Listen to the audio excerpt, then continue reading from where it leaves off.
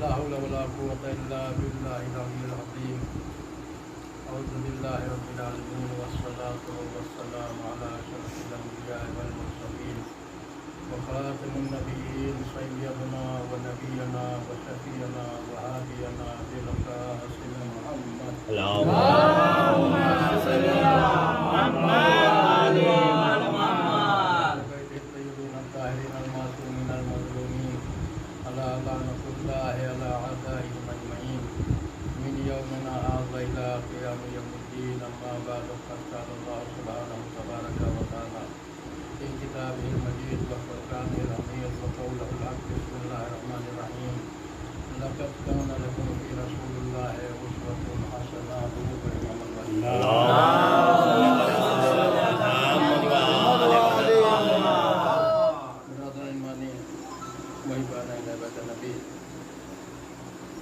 इरशाद रब्बुल इज़्ज़त हो रहा है, बेशक तुम्हारे लिए हमारे रसूल की सीरत हमने अमल है। जो अमल रसूल ने अंजाम दिया है उसी को हमको अंजाम देना है। जिससे रसूल ने रोक दिया है उससे हमें बाज रहना है, उसके करीब मुझे नहीं जाना है। तो सीरत रसूल के लिए जो गुफ्तगू मुसलसल जारी है उसकी दूर पढ़ी मोहम्मद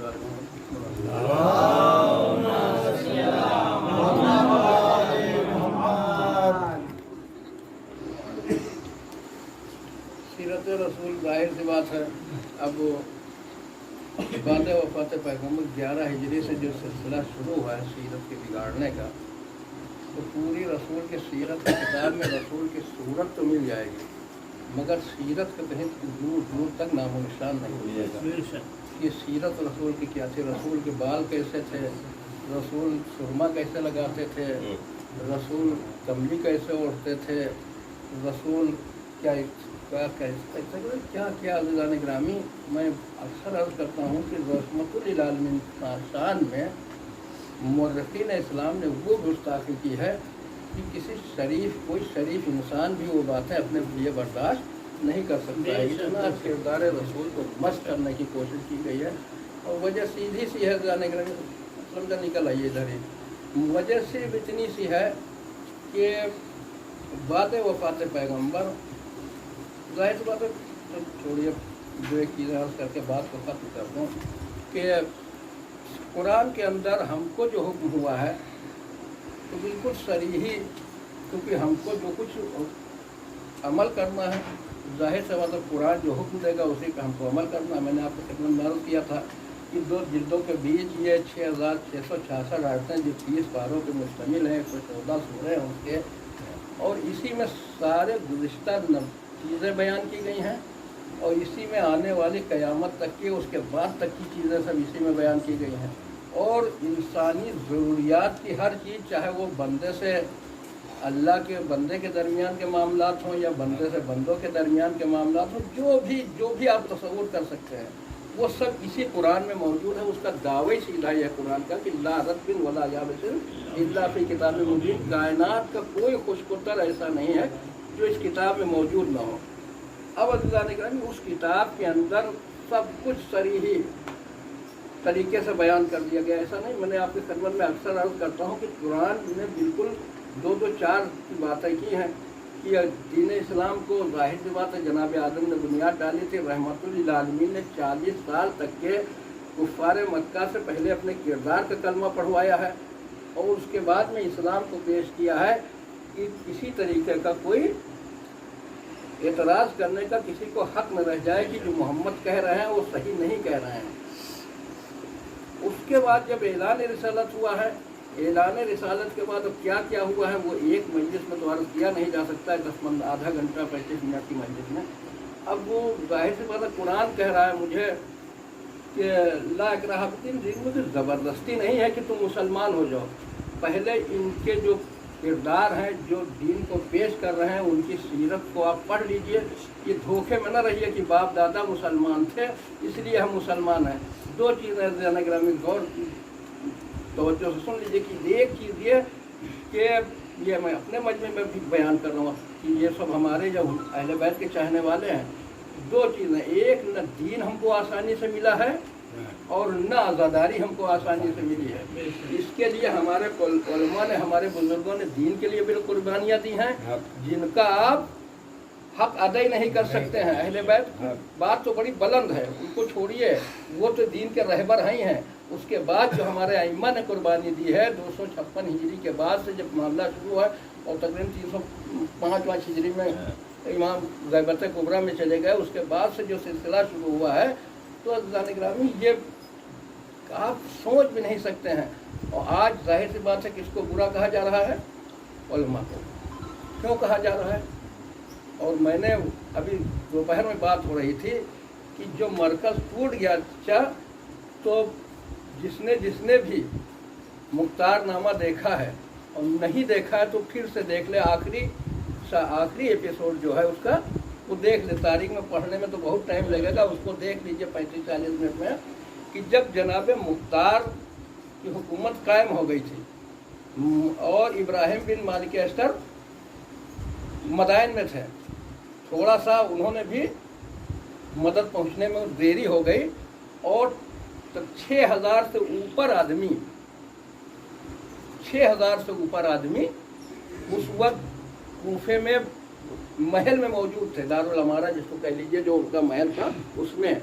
और जब मुसाब इब्न ज़ुबैर ने चढ़ाई की है तो जनाब मुख्तार ने सबसे कहा था चलो और इनसे जंग कर ले। अगर सब 6000 से ऊपर आदमी थे, अगर सब लड़ जाते तो मुसाब इब्न ज़ुबैर का लश्कर तहोबाला हो जाता, और न जनाब मुख्तार की शहादत होती, न मुसाब इब्न ज़ुबैर कामयाब हो पाता। मगर जाहिर सी बात है इख्तलाफ पैदा करने वाले मुख्तार के लश्कर ही के लोग थे। जब अज़ीज़ान गिरामी सिफ़ीन में अमीरुल मोमिनीन के लश्कर में अमीरुल मोमिनीन के खिलाफ माविया के हाथों बिक गए लोग, तो मुख्तार के आदमी बिक गए, तो ताज्जुब कौन सी बात है? जाहिर सी बात है। अब इन्होंने हुआ क्या, जो मैं अर्ज करना चाह रहा हूँ कि जनाब मुख्तार ने कहा इनसे जंग करो। अब जंग का मामला हुआ कि जब ये सब रुके, एक भी जंग करने के लिए नहीं कहा कि हम इस तरह जंग नहीं कर सकते हैं। और जब नहीं निकले तो दो आदमी जनाब मुख्तार के साथ निकले थे। बाद में जनाब मुख्तार जब निकल रहे थे तो उन्होंने कहा था कि देख लो, तुम मेरा साथ इस वक्त नहीं दे रहे हो, मगर अंजाम यह होगा कि तुम भेड़ बकरियों के तरीके से ज़िबा कर दिए जाओगे। और जिसने न देखा हो वो फिर एक बार देख ले उसको, कि भेड़ बकरियों की तरीके से ज़िबा कर दिए जाओगे। मुख्तार की कही हुई बात कहीं 10-20 दिन नहीं लगे थे। इधर जनाब मुख्तार की शहादत हुई है कि 6000 आदमी तलवार से काट दिए गए। जरूर पढ़िए मोहम्मद वाले मोहम्मद।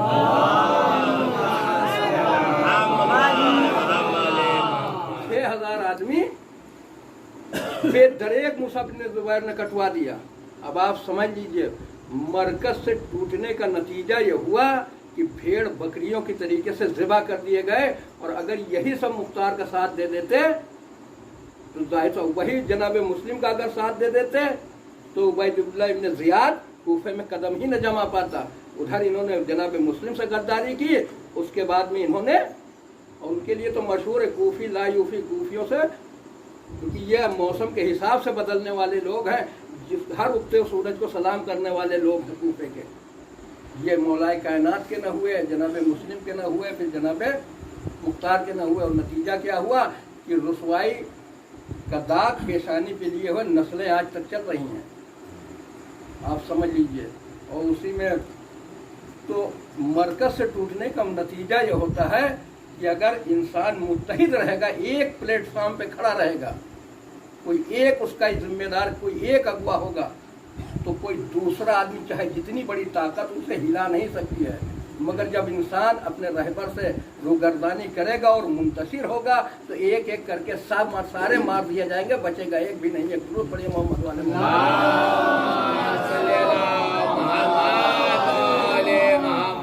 अर्ज कर रहा था, बस 2 चीज़ें अर्ज करके बात को ख़त्म कर दूँ कि कुरान के अंदर हुक्म हो गया कि ला इकराह दीन में कोई ज़बरदस्ती नहीं है, लकुम दीनुकुम वलिया दीन। अगर नहीं मानते तो तुम्हारा दिन तुम्हारे साथ, हमारा दिन हमारे साथ, कोई ज़बरदस्ती नहीं। इसीलिए और कि हम शिया के घर में पैदा हो गए हैं, ये मेरी मजबूरी है।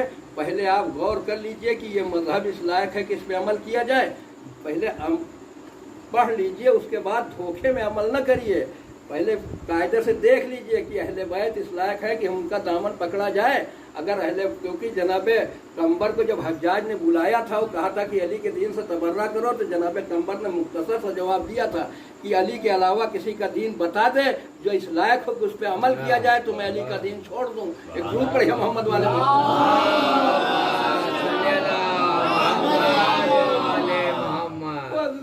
बहुत सी कुरान ही के अंदर सब कुछ मौजूद है। ऐसा नहीं कि कुरान से बाहर कुछ है, वही सीरत पैगंबर है।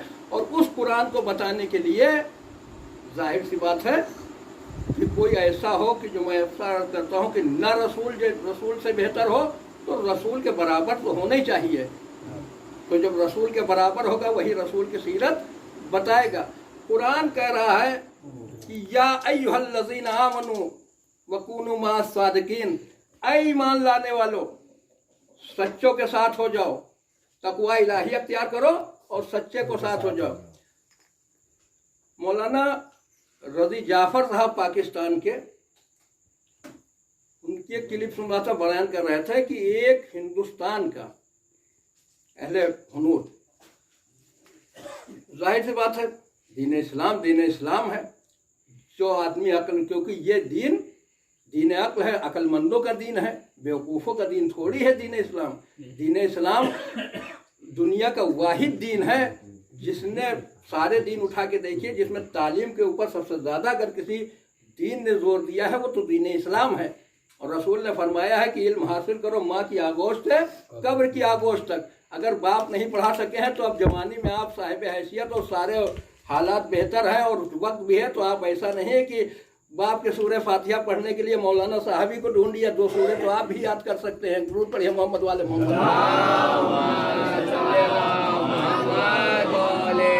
कहने का मतलब यह है कि आप आयतुल्लाह दहर न बनिए, मगर अपने हलाल और हराम का तो पता होना ही चाहिए। और इस्लाम ही एक ऐसा दीन है कि जो किसी इल्म के हासिल करने पे इस्लाम ने पाबंदी नहीं लगाई है। हाँ, फौकियत दी है कि इल्म दीन और इल्म बदन के ऊपर, यानी तिब्बी डॉक्टरी लाइन के ऊपर ज़्यादा फोकस किया है। और किसी दीन के इल्म हासिल करने के लिए इस्लाम ने पाबंदी नहीं लगी, मगर पाबंदी क्या, आप जिस भी लाइन में जाइए उसमें टॉप पे रहिए।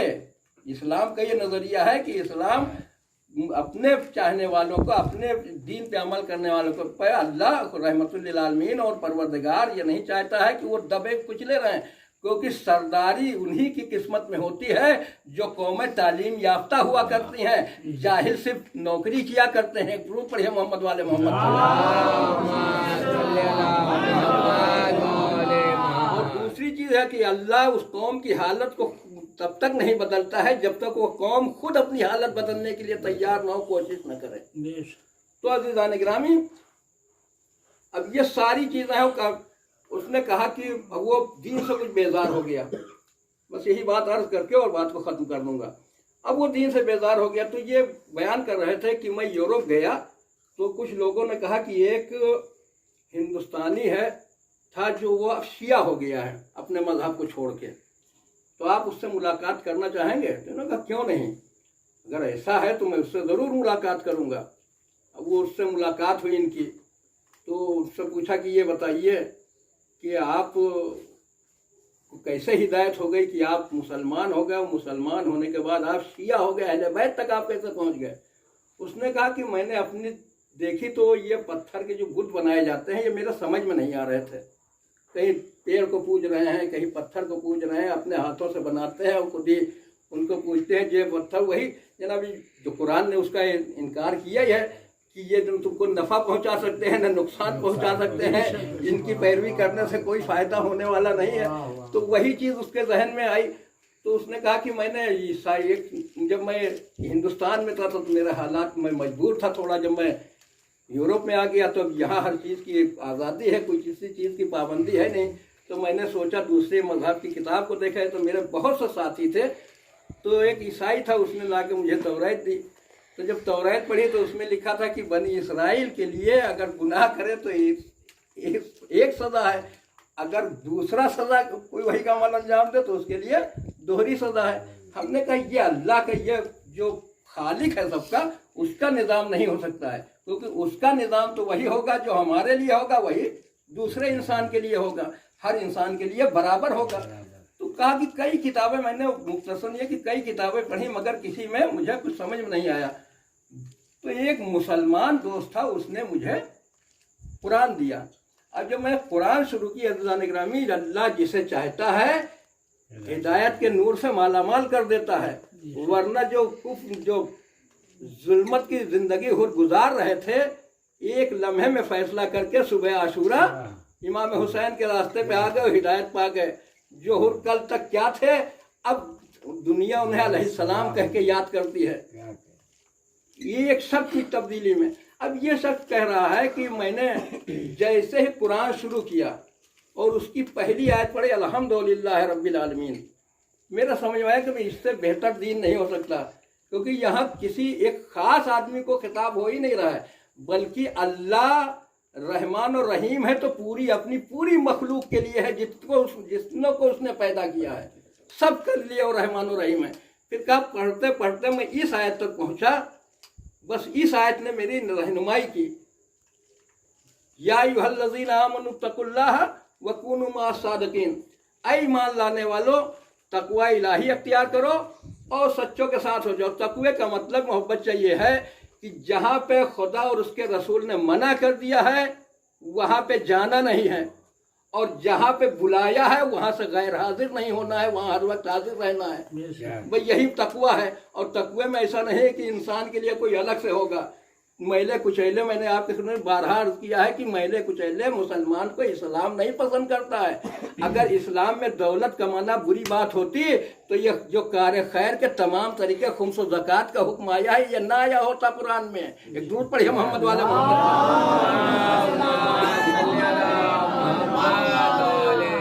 इस्लाम मुसलमान खिलाने वालों का नाम है, लूट के खाने वालों का नाम नहीं। इसी वजह है कि अहले बैत के चाहने वालों में आम उम्मत मुस्लिमा में बुनियादी फर्क ये भी है, वो लूट के खाने वाले हैं और अहले बैत के चाहने वाले खिलाने वाले हैं। पढ़े मोहम्मद वाले मोहम्मद पर।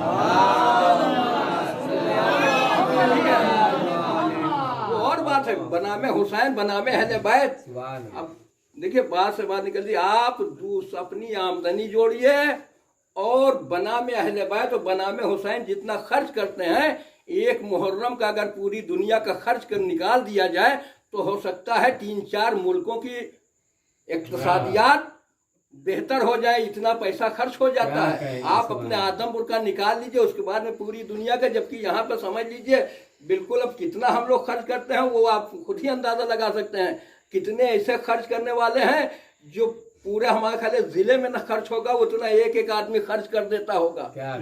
उसके बाद आप देखिए कि वो जमाना और था जब हुसैन करबला में मजलूम थे।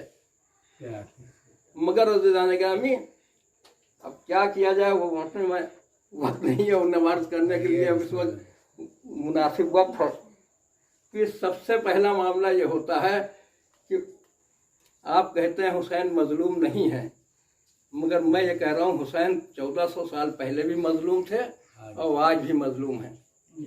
हमारा जब कोई मामला होता है तो अगर उसका बाप मर जाए तो हम ज़रूर जाएंगे, उसकी बेटी और बेटे की शादी होगी तो समाज को दिखाने के लिए ज़रूर जाएंगे, मगर अगर हमारा झगड़ा है तो सबसे पहले अगर बाइकाट करेंगे तो मजलिस हुसैन का करेंगे। ज़रूर पढ़िए मोहम्मद वाले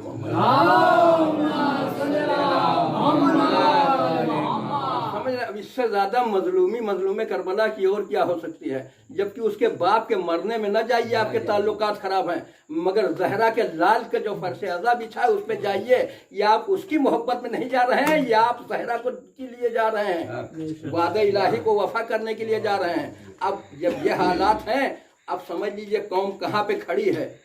इस कौम को इतना सुनने के बाद अगर इतना भी हिस्स नहीं है और कहीं से कहीं अपने ज़ाती मामलात में अहले बैत का तो जिक्र आना ही न चाहिए, और ना कि मजलूम करबला की मजलिस का कहीं से जिक्र होना ही न चाहिए, क्योंकि हुसैन हम आप समझ रहे हैं, अगर जब इंसान नेमत की बेकदरी, कुरान की आयत है, मैं अर्ज कर रहा हूँ कि जब इंसान नेमत की बेकदरी करने लगता है تو اللہ اس سے لے کے دوسرے کی طرف منتقل کر دیتا ہے۔ شکر ادا کریے کہ اللہ نے آپ کو مظلوم کربلا کی عزاداری کے لیے منتخب کر لیا ہے، اور جس دن یہ عزاداری آپ سے چھین لی جائے گی اس دن آپ کو پتہ چلے گا کہ ہو کیا رہا ہے۔ 2 سال کورونا میں آپ نے دیکھ لیا ہے حالت کیا ہوئی ہے، لوگ بلانے سے نہیں آ رہے تھے تو بھگانے سے نہیں جا رہے تھے۔ ایک درود پڑھیے محمد والے محمد۔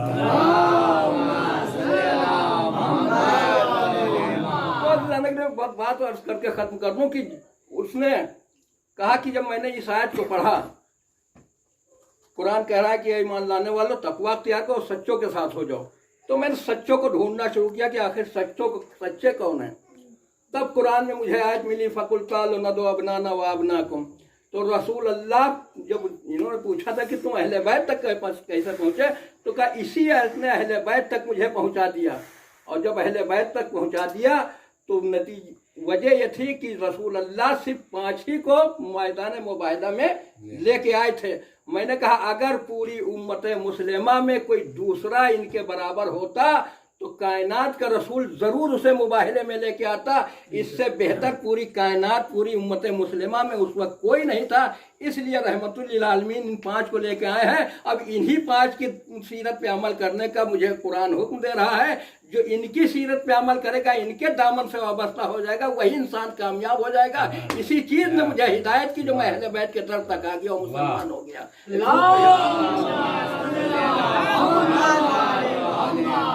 اور اللہ گرامی سچے کا معاملہ یہ ہے کہ کچھ بھی کہیے مگر اہل بیت وہ ہیں کہ ایسے سچے ہیں کہ جو کہہ دیں وہی ہو جائے۔ قرآن کے سچوں کی یہ حالت ہے، ہمارے بنائے ہوئے ہم جیسے سچے تھوڑی، یا امت کے بنائے ہوئے صدیق کی بات تھوڑی ہوتی ہے۔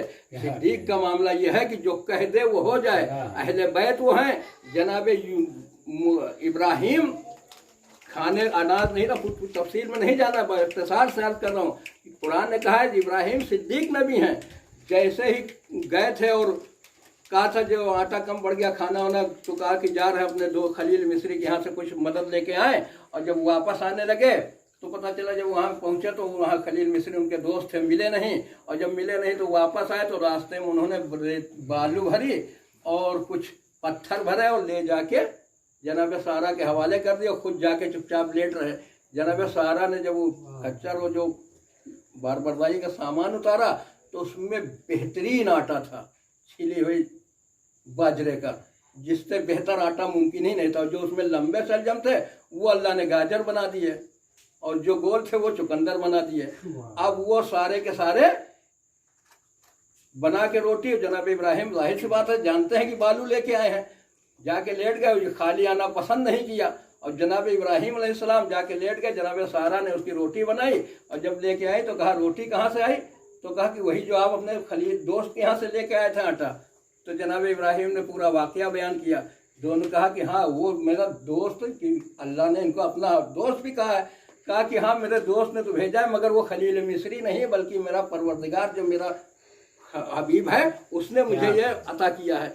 تو دونوں نے شکر ادا کیا، اور جناب ان کو اللہ نے صدیق نبی کہا ہے۔ صدیق جو کہہ دیتا ہے وہ ہو جاتا ہے۔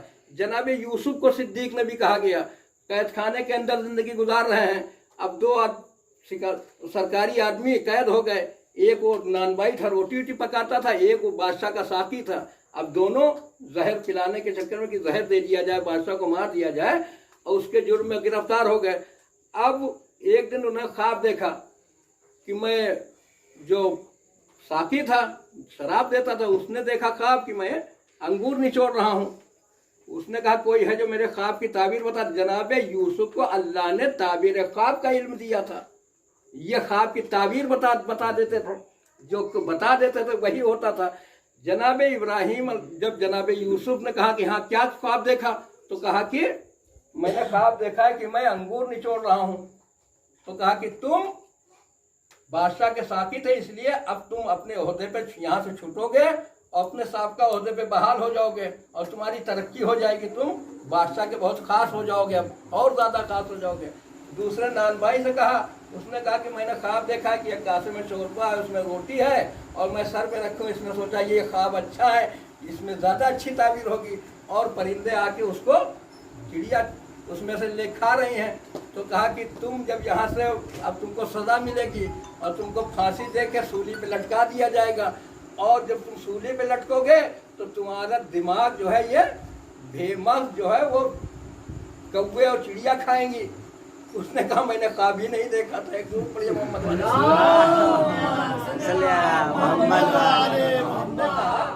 मैंने तो झूठी आपसे कह दिया, मैंने ख्वाब ही नहीं देखा था। जनाब यूसुफ ने कहा तुमने ख्वाब देखा हो या न देखा हो, जो मैंने कह दिया वो होगा। नतीजा ये हुआ हो कि अपने साहब ओहदे पे बरकरार हो गया और इनको फांसी दे दी गई और इनके दिमाग को कौओं ने खाया, जबकि जनाब यूसुफ के उसमें ये सब मुसलमान हो गए थे, अज़ीज़ान निगरामी राह हक पे आ गए थे। तो अब जब ये हालत है, सिद्दीक इसे कहते हैं, सिद्दीक उसे नहीं कहते हैं जो खुद एतराफ़ कर ले कि मेरे ऊपर शैतान सवार हो जाता है, मैं सीधे रास्ते से टेढ़े रास्ते पे चलने लगता हूँ। ये कौन सिद्दीक है? जो मोहम्मद के पसीने से पैदा हुए नबी है, जो सिद्दीक बना दिए गए। और जो मोहम्मद का जुद हो, अगर वो कह दे कपड़े खैयात के यहाँ गए हैं तो अब रिजवान जवानत को खैयात बन के आना ही पड़ेगा, क्योंकि सिद्दीका ने कहा है। एक खूब पढ़े मोहम्मद वाले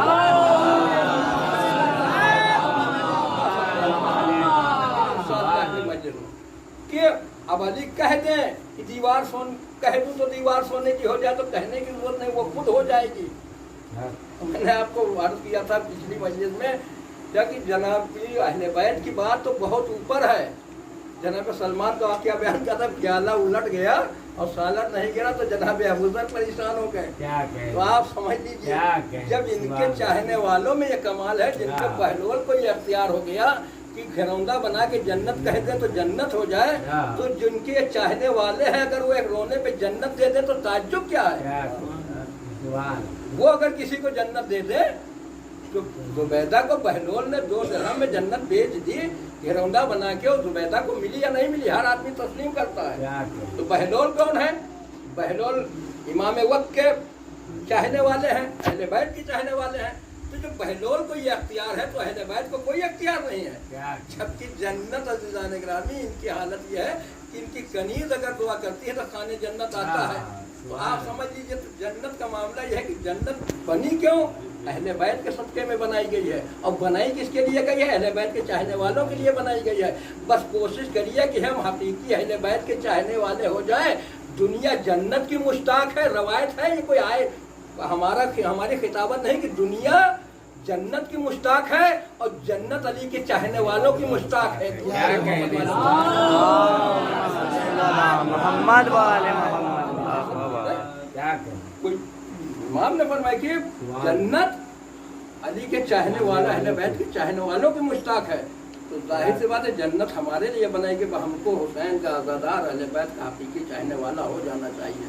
और जब हम हुसैन के हकीकी चाहने वाले हो जाएंगे और जिस दिन अज़ीज़ान निगरामी ये एहसास पैदा हो गया कि हम लावारिस कौम नहीं है, हमारा ईमान जिंदा है, उसी दिन हमारे किरदार में तब्दीली आना शुरू हो जाएगी कि हमारा इमाम मुझे देख रहा है। और जाहिर सी बात है अगर हमारा इमाम मेरे मुहाफिज न होता तो इमाम ने खुद फरमाया है कि अगर हम तुम्हारे एक लम्हे के लिए गाफिल हो जाए तो तुम चक्की के पाट के दरमियान जैसे दाना गंदम पीस दिया जाता है इस तरह पीस दिए जाओ। अब अज़ीज़ान ये एहसान और करम कम थोड़ी है अहले बैत का कि इतना सब कम होने के बाद भी पूरी दुनिया में अहले बैत के चाहने वालों की एक अलग पहचान है। और हुसैन के चाहने वालों की जाहिर सी बात है दुश्मन के निशाने पर 3 ही चीज़ें हैं, या तो मजलिस हुसैन है, या विलायत अमीरुल मोमिनीन है, या मरजइयत है। ये 3 चीज़ें हैं अज़ीज़ान निगरामी। इस 3 चीज़ से इंसान को कभी भी रूगर्दारी न करनी चाहिए, क्योंकि ये चीज़ें हैं क्योंकि अब हमारी पैसा नहीं है, तो हमारी भेष में आके, हमारी शक्ल में आके मिंबर में बैठ के और अहले बैत के खिलाफ बयान देते हैं और अज़ाए हुसैन के खिलाफ बयान देते हैं। और रह गई आज़ादारी की बात, न इसमें कोई कुछ घटा सकता है न कोई बढ़ा सकता है। आज़ादारी मुस्तकिल एक तहरीक का नाम है। आज़ादारी खुद उसे कबूल कर लेगी जो उसके लायक होगा, आज़ादारी खुद उसे रद्द कर देगी जो उसमें न शामिल होने वाला होगा। उसमें न आप बढ़ा सकते हैं न घटा सकते हैं, ये जहन से हर इंसान निकाल दे कि। और दूसरी बात यह है कि हम जिंदा हैं तो हुसैन की आज़ादारी की बदौलत। हाँ हज़ारों जो करबला काफिला 28 रजब 60 हिजरी को मदीने से चला था, 2 मुहर्रम को करबला पहुंचा था, 10 मुहर्रम को हुसैन का भरा घर लुट गया और अहले हरम اسیر ہو کے کربلا سے کوفے، کوفے سے شام پہنچ گئے۔ اللہ دارو ذرا سوچئے، ابھی غور کریے، جس دن ہر بندے مومن کے گھر سے عزا خانے بڑھائے جاتے ہیں، تو احساس کریے جب انسان عزا خانے کی طرف دیکھتا ہے تو گھر ویران معلوم ہوتا ہے، اور جس گھر سے 72 جنازے نکلے ہو اس گھر کی کیا حالت ہوئی ہوگی۔ زینب جب کربلا میں آئی تھی تو عباس موجود تھے، علی اکبر موجود تھے، قاسم اور محمد موجود تھے، پورا بھرا گھر تھا، مگر جب زینب کربلا چھوڑ رہی ہے 10 اور 11 محرم کو تو جلے ہوئے خیمے کی راکھ پڑی ہوئی ہے، عباس اور قاسم اور علی اکبر کی بکھری ہوئی لاشیں میدان کربلا میں پڑی ہوئی ہے، سر پہ چادر نہیں ہے، زینب کربلا سے روانہ ہو رہی ہے۔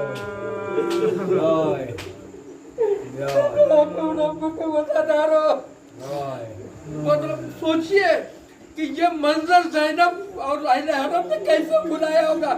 یہ بھول جانے لائق منظر ہے کہ 2 محرم 9 محرم 10 محرم کی صبح تک جو گھر آباد تھا جہاں عباس و علی اکبر تھے، جب 11 محرم کو زینب کربلا چھوڑ رہی ہے، رہا قید ہو کے، تو بکھری ہوئی لاشیں سرزمین کربلا پہ پڑی ہے، اور اس مقام پہ بھی پہنچی ہے کہ جو کہا تھا حالت کیا تو ہی میرا بھائی ہے۔ اور جب زینب کربلا سے کوفہ شام پہنچ گئی، اور اس کا چکا ہوتا جب شام سے ادھر جناب سکینہ کی شہادت واقع ہوتی ہے، ادھر اہل حرم کو رہائی مل جاتی ہے۔ اہل حرم تڑپ اٹھتے ہیں کہ جس بچی کو رہائی کی زیادہ تمنا تھی وہی بچی موت کی آغوش میں قید خانے میں کھو گئی، ہم رہا ہو رہے ہیں۔ ہاں دادارو 3 دن تک ماتم ہوتا رہا، اور سب جناب سید سجاد کو بلانے کے بعد پھر عزیز نے کہا کہ اے سید سجاد، میں نے تمہیں رہا کر دیا، اب چاہے تم یہاں رہو، چاہے کربلا جاؤ، چاہے مدینے چلے جاؤ، تمہیں اختیار ہے۔ سید سجاد نے کہا یزید، میں بغیر اپنی پھوپھی سے مشورہ کیا بغیر کوئی جواب نہیں دے سکتا، پہلے میں اپنی پھوپھی سے مشورہ کر لوں، کہ جیسا ارادہ ہوگا میں تجھے بتا دوں گا۔ اب برادرو جناب سید سجاد کی ہتھکڑیاں اتار لی گئی، بیڑیاں اتار دی گئی، کمر کا لنگر کھول دیا گیا، گلے میں خار تھا جو اتر نہ سکا، حداد کو لوہار کو بلایا گیا جس کو اس نے کاٹا، اور جب اس کو جدا کیا تو سید چیخ مار کے رویا، اور بے ہوش چیخ مار کے رویا۔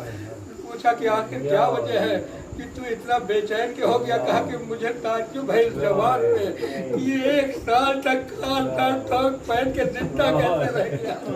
ہاتھ کڑیوں کی وجہ سے سید سجاد کے ہاتھ کا گوشت ختم ہو گیا تھا، بیڑیوں کی وجہ سے پیر کا گوشت ختم ہو گیا تھا، جو مرتے مرتے نشان باقی رہے۔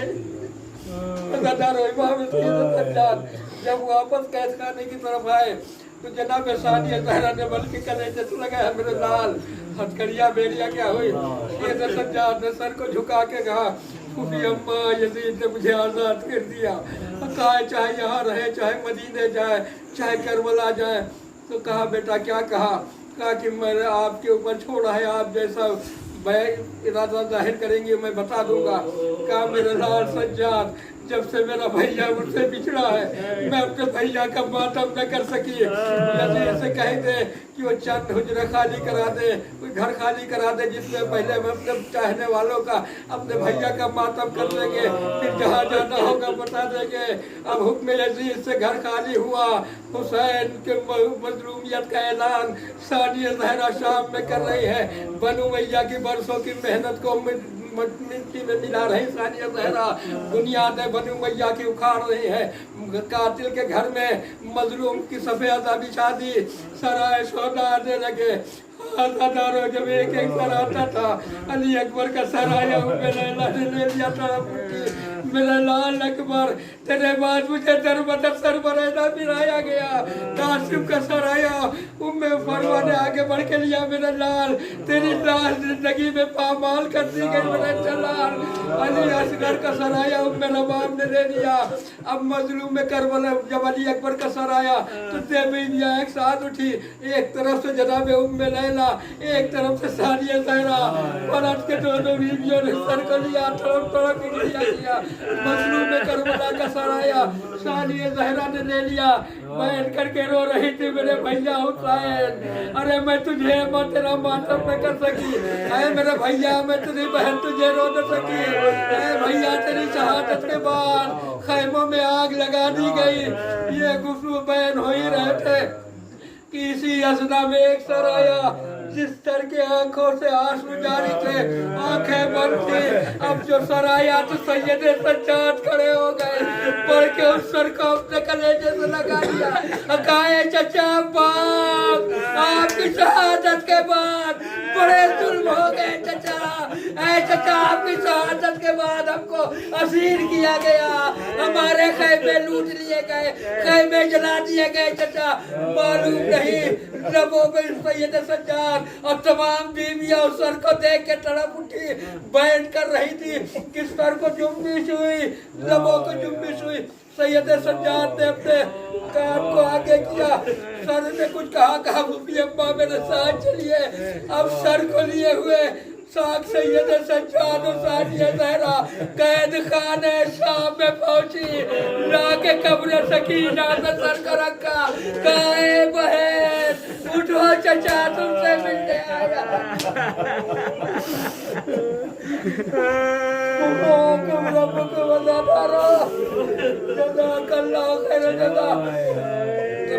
आ गई, बीवियों ने सर पे चादरें डाल ली, गिरिया मातम करते करते बस मुख्तसर एक रवायत खत्म हुआ। करबला से काफिला शाम से जब रवाना होने लगा, मातम करने के बाद सानिया जहरा, अब ये 16 रबीउल अव्वल का शाम, ये शाम नहीं था जब रिहात कैद होके ज़ैनब आई थी। रबीउल अव्वल कि जब पूरा दरबार सजाया गया था, बाजार सजाए गए थे। आज सिया हमारी लाई गई है। सानिया जहरा मुझसे करीब आई और जब चलने लगी तो तमाम शाम की औरतें जनाब सानिया जहरा को बीवियों को रुखसत करने के लिए कुछ दूर आई। जब बीवियां कुछ करीब आ गई, सानिया जहरा ने हुक्म दिया, नाके रोके गए। सानिया जहरा ने शाम की औरतों को बुलाया, बुलाने के बाद कहा है शाम की औरतों तुम्हारा आना, तुम्हारा इस्तेमाल करना हम कभी न भूलेंगे, मगर है शाम की बीवियों, अब अली की बेटी शाम से वापस जा रही है, मगर तुमसे अली की बेटी की एक तमन्ना है। शाम की औरतों ने हाथों को जोड़ लिया, कहा शहजादी बताइए क्या कहना चाहती है। कहा हम अपने भैया की एक अमानत तुम्हारे दरमियान छोड़े जाते हैं।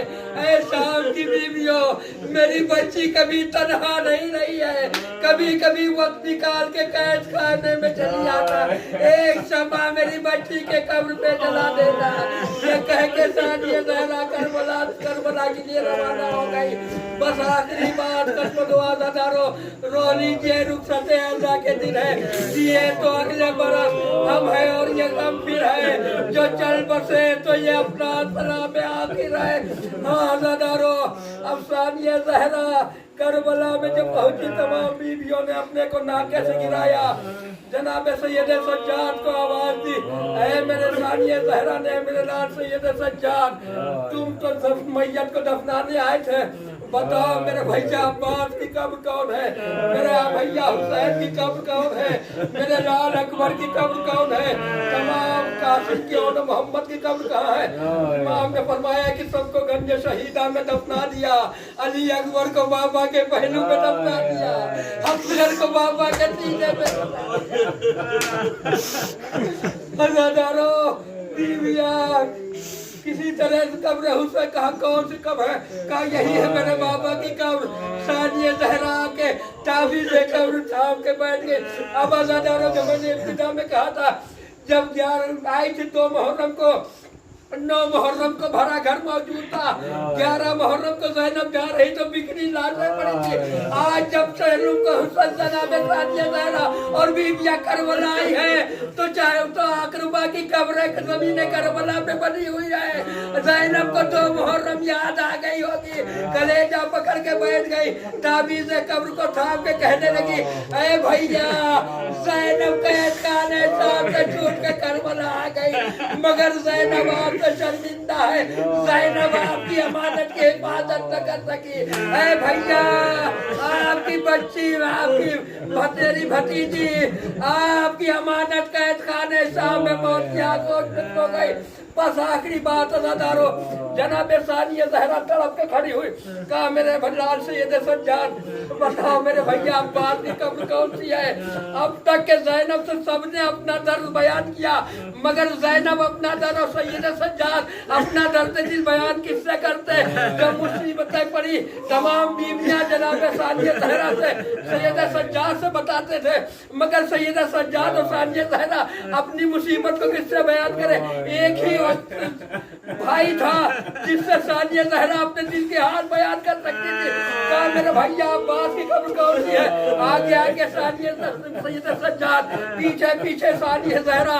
जब नहर के किनारे पहुंची और उसके बाद कहा फूफी अम्मा यही है मेरे चचा की कब्र। सानिया ज़हरा ने एक बार कब्र को देखा, पलट के अपने भतीजे को देखा, कहा मेरे लाल सैयद सज्जाद, मैं अपने भैया अब्बास की कब्र पूछ रही हूँ, ये तो किसी बच्चे की कब्र मालूम होती है। सैयद सज्जाद ने अम्मा में को उतार दिया। कहा फूफी अम्मा, जब दफन करने के लिए मैं बैजाद इमामत करबला आया था तो जालिमों ने मेरे चचा की लाश के इतने टुकड़े कर दिए थे कि जिस टुकड़े को मैं उठाता था वही हाथ में आ जाता था। एक चटाई में लेके मैंने अपने चचा की कब्र को बना के एक चटाई में लपेट के मैयत के टुकड़ों को रख दिया। इतना सुन रहा था ताजिए ताबीज़ कब्र पकड़ के बैठ गई। अरे भैया 11 मुहर्रम को मौका न मिला, ज़ैनब को नहीं पता था मेरे शेर के साथ ये जुल्म हो गया।